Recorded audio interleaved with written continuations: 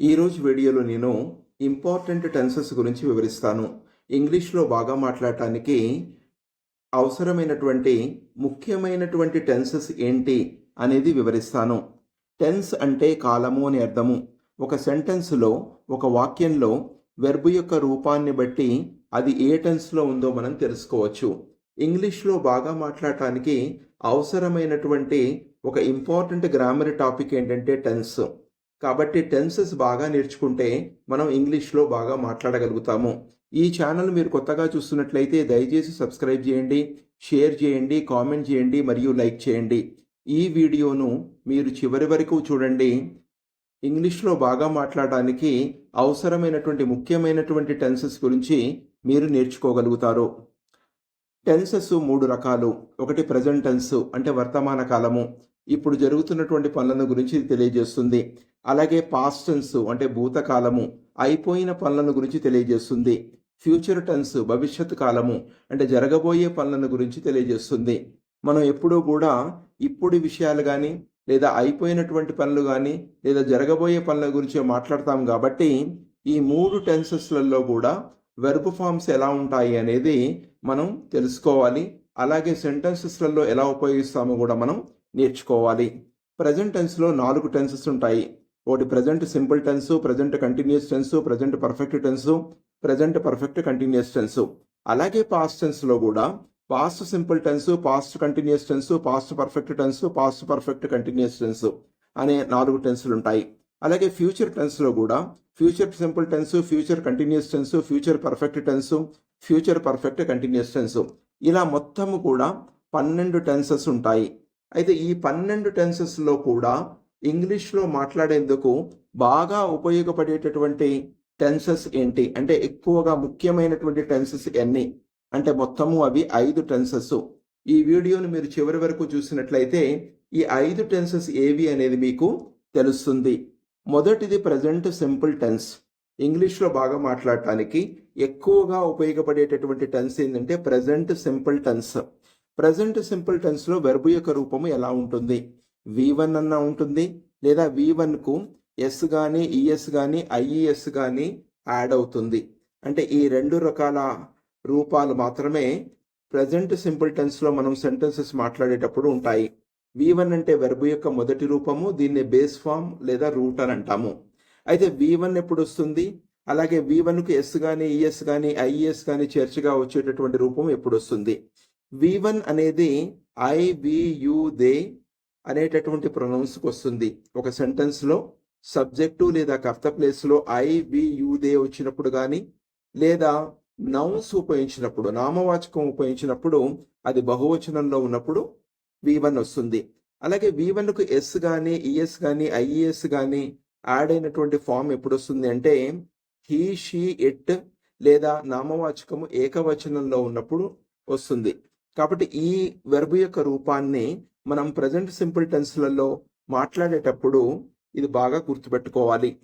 ఇక్కడ ఉదాహరణలు చూడండి. గో అనేది వెర్బ్ యొక్క మొదటి రూపము V1. ఇక్కడ I go, we go, you go, they go, Ramu and Raju go. ఇక్కడ మీరు గమనించినట్లయితే సబ్జెక్టివ్ ప్లేస్లో ఐ వి యు దే అలాగే మనం నామవాచకం ఉపయోగించినప్పుడు ఇక్కడ బహువచనం వచ్చింది కాబట్టి V1 వచ్చింది. ఇది గుర్తుపెట్టుకోవాలి మనం ప్రెజెంట్ సింపుల్ టెన్స్లో మాట్లాడేటప్పుడు ఐ వి యు దే అలాగే నౌన్ బహువచనం వచ్చినప్పుడు V1 మాత్రమే ఉపయోగించాలి. అలాగే హీ షీ ఇట్ లేదా నౌన్ ఏకవచనం వచ్చినప్పుడు ఇక్కడ సబ్జెక్ట్ ప్లేస్లో ఇక్కడ గో అనేటటువంటిది వెర్బ్ యొక్క మొదటి రూపము, దీనికి ఈఎస్ చేరింది కాబట్టి ఇక్కడ ఎస్ కానీ ఈఎస్ కానీ ఐఈఎస్ కానీ ఆ స్పెల్లింగ్ని బట్టి చేరుతుంది. కాబట్టి వెర్బ్ యొక్క రూపాన్ని తెలుసుకోవాలి, అలాగే సెంటెన్స్లో ఎలా ఉపయోగించాలో కూడా మనం నేర్చుకోవాలి. అయితే మనం సింపుల్ ప్రెజెంట్ టెన్స్ను ఎప్పుడు ఉపయోగిస్తామంటే డైలీ యాక్టివిటీస్లలో ఉపయోగిస్తాము.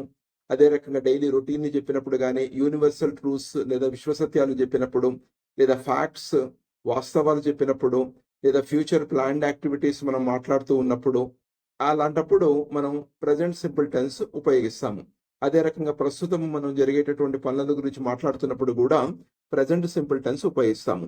సో ఇది ఎక్కువగా ఉపయోగిస్తాం కాబట్టి ఈ వెర్బ్ యొక్క రూపాన్ని అలాగే సెంటెన్సెస్లలో ఎలా ఉపయోగిస్తామో నేర్చుకోవాలి. దాని తర్వాత రెండవ ఇంపార్టెంట్ టెన్స్ ఏంటంటే పాస్ట్ సింపుల్ టెన్స్. ఇక పాస్ట్ సింపుల్ టెన్స్ లో వెర్బ్ యొక్క రూపం ఎలా ఉంటుందో చూడండి. V2. ఇక్కడ ఒక సెంటెన్స్ లో సబ్జెక్ట్ రూపంలో ఏ ప్రొనౌన్ వచ్చినా ఏ నౌన్ వచ్చినప్పటికీ కూడా V2నే వస్తుంది. V2 అంటే వెర్బ్ యొక్క రెండవ రూపము. అంటే గో అనేది వెర్బ్ యొక్క మొదటి రూపం అయినట్లయితే వెంట్ అనేది వెర్బ్ యొక్క రెండవ రూపము.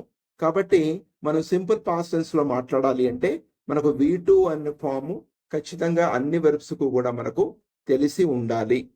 ఇక ఇక్కడ చూడండి, ఐ వెంట్ నేను వెళ్ళాను, వి వెంట్ మేము వెళ్ళాము, యూ వెంట్ నీవు వెళ్ళావు లేదా మీరు వెళ్ళారు, హీ వెంట్ అతడు వెళ్ళాడు, షీ వెంట్ ఆమె వెళ్ళింది, ఇట్ వెంట్ అది వెళ్ళింది, దే వెంట్ వాళ్ళు వెళ్ళారు, రాము వెంట్ రాము వెళ్ళాడు, రాము అండ్ సీత వెంట్ రాము మరియు సీత వెళ్ళారు. ఇక్కడ అన్ని సబ్జెక్ట్స్ కు కూడా ఇక్కడ ప్రొనౌను ఏ ప్రొనౌన్ ఉన్నప్పటికీ కూడా ఏ నౌన్ ఉన్నప్పటికీ కూడా V2 మాత్రమే వచ్చింది.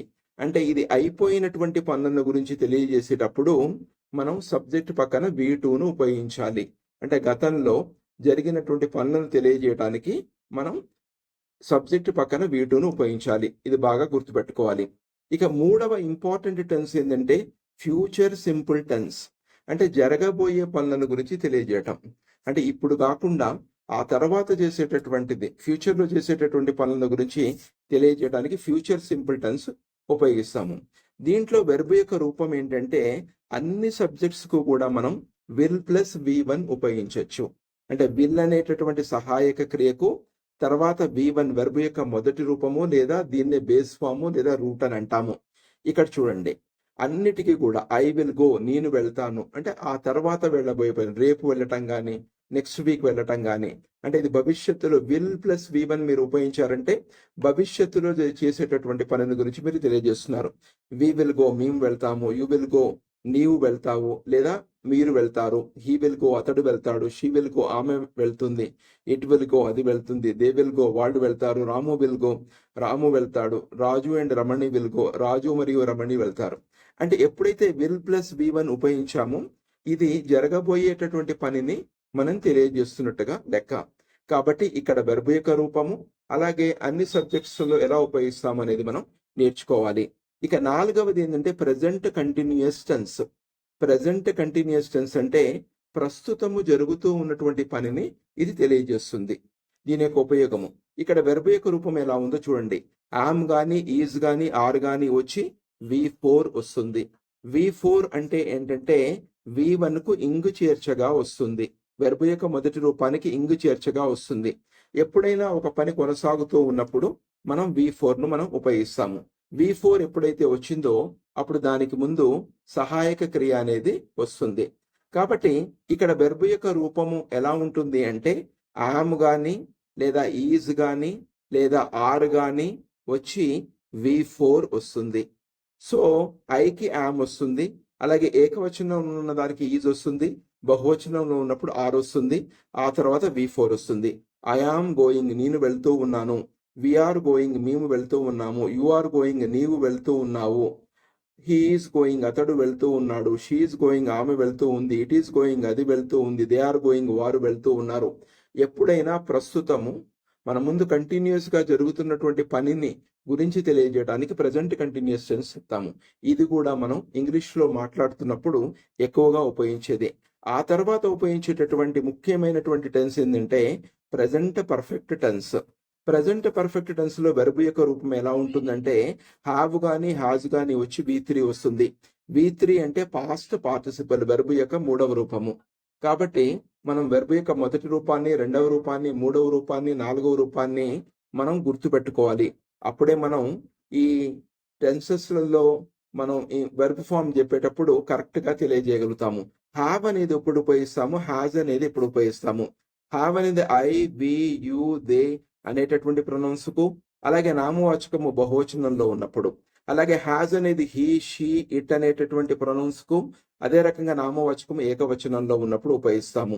ఇది కూడా చాలా ఇంపార్టెంట్. మనం ఇంగ్లీష్ లో మాట్లాడుతున్నప్పుడు ఈ తప్పులు చేసేది హ్యావ్ హ్యాజ్ ఉపయోగించేటప్పుడు కూడా ఇది బాగా గుర్తుపెట్టుకోవాలి. ఇక్కడ I have gone, we have gone, you have gone, అలాగే they have gone, he has gone, she has gone, it has gone. I we you దేల్ ఇక్కడ చూసినప్పుడు మీరు హ్యావ్ ప్లస్ V3 వచ్చింది. అంటే గో అనేది వెర్బ్ యొక్క మొదటి రూపం అయినట్లయితే వెంట అనేది వెర్బ్ యొక్క రెండవ రూపము, గాన్ అనేది వెర్బ్ యొక్క మూడవ రూపము. ఇలా వెర్బ్ యొక్క డిఫరెంట్ రూపాలు ఏవైతే ఉన్నాయో ఇది మనకు కంప్లీట్గా అన్నిటికీ కూడా నేర్చుకోవాలి. కాబట్టి ఇదేం తెలియజేస్తుందంటే ఇప్పుడే పూర్తయినటువంటి పనులను కానీ లేదా ఈ ప్రస్తుతానికి లింక్ అయి గతంలో అయిపోయినటువంటి పనులను కానీ ప్రజెంట్ పర్ఫెక్ట్ టెన్స్ తెలియజేస్తుంది. కాబట్టి మీరు ఈ మొత్తం 12 టెన్సెస్లలో ఇంగ్లీష్లో బాగా మాట్లాడేందుకు ఉపయోగపడేటటువంటి 5 టెన్సులు ఏవైతే ఉన్నాయో simple present tense, simple past tense, simple future tense, అలాగే present continuous tense, present perfect టెన్స్లలో వెర్బ్ యొక్క రూపాన్ని, అలాగే దాని యొక్క ఉపయోగాలను, అలాగే సెంటెన్స్లో ఎలా ఉపయోగించాలో బాగా నేర్చుకున్నట్లయితే మీరు ఇంగ్లీష్లో బాగా మాట్లాడగలుగుతారు. ఈ వీడియో మీకు నచ్చినట్లయితే దయచేసి సబ్స్క్రైబ్ చేయండి, షేర్ చేయండి, కామెంట్ చేయండి మరియు లైక్ చేయండి. ఈ వీడియోని మీరు ఓపికగా చూసినందుకు మీ అందరికీ కూడా ధన్యవాదాలు. Wish you all the best. Thank you.